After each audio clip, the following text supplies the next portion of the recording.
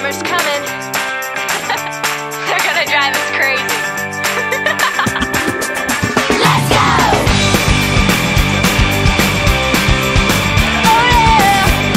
Oh yeah! That is Stanley from really far away.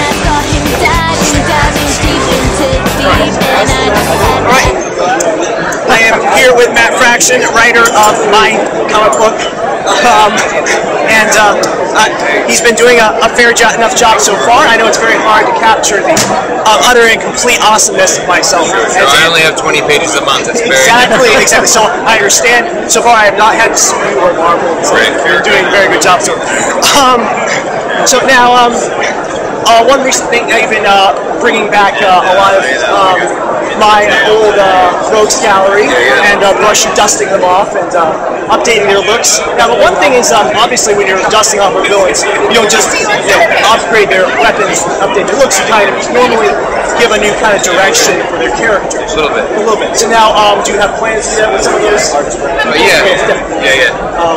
But I'm sort of, I feel like I'm to a point where we were even the monthly solicitations that we have to write give away so much. I understand. But everyone has been working for the Mandarin, and they're all coming for you. So yes. So get ready. Because there's going to come a point in time where the bad guy's going to have to choose between you and the Mandarin and decide whose side they're on. Very interesting. Oh yes.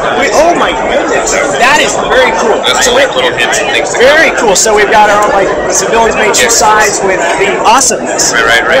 Very cool. Now, one thing that the book has been, the Iron Man book has been criticized, and I'll give you a chance to respond to this, is that Tony Stark spends a great deal of time apologizing for and talking about what a horrible person he is. It always has been, and much of the book dwells on that. Too much. Well, I mean, I read it, so I disagree. It being too much time spent. But I think that's what he does. He makes messes and he cleans them up. You know, and that's what I want to see. I want to see him try to make amends and get them made, and then screw up all over again and have to do it all over. Very interesting. That's a very human kind of story. You know, it's like we do that. I think it's a very Stark kind of story. You know, that's sort of it's an effort, not just. If only everybody would do what Tony Stark says when he says to do it without question, everything would be better. But nobody does it. He does not live his life as Exactly. So that sort of thing. You know. Very cool. All right, now on to Thor. You're doing a very cool job. You're reintroducing kind of Enchantress into the scene. Yeah. Very cool. I always liked the Enchantress for more than one reason. But this character. But there's two of them, and they go all the way down to the floor. So now I gotta ask, Enchantress, Jane Foster, or Sid?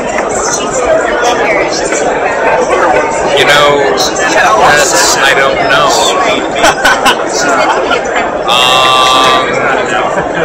I like each of them for very different reasons. You know, they're three very well-drawn characters. Yes, and very well-defined. I mean, character-wise. There's a very specific need and function and character and drive that they all have. That spins against the way Thor goes. It's great. Very good.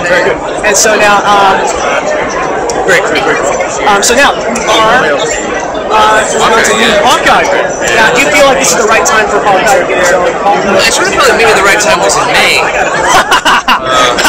When the biggest movie in the world opens. Exactly. But apparently it's August, so it'll be out on time for DVD, I guess. Exactly. Now, I forgot. By the time I did it really now tell me, how was Avengers? It's great.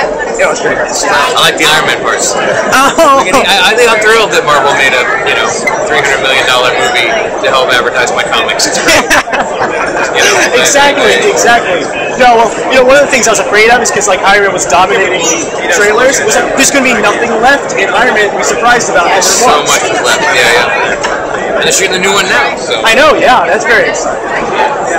Yeah, hints of the Iron Patriot and everything. I don't know nothing about it. You know nothing about You're not advising them like about it. No, I know too. Yeah, this one I'm in the dark on. Okay, you gotta hear Shane Black. I know. He doesn't need my help. So. I love Shane Black. So I'm sure it'll be great. Yeah. All right, so now can you tell me what you're doing with Hawkeye? Because it's very difficult to take somebody who's created to be a part of a team, a supporting character, and make them the lead character of their own series. So, so how are you going to try to avoid the pitfalls? And so, what's your vision? Well, it's sort of what he does when, like, I mean, the Avengers is his job.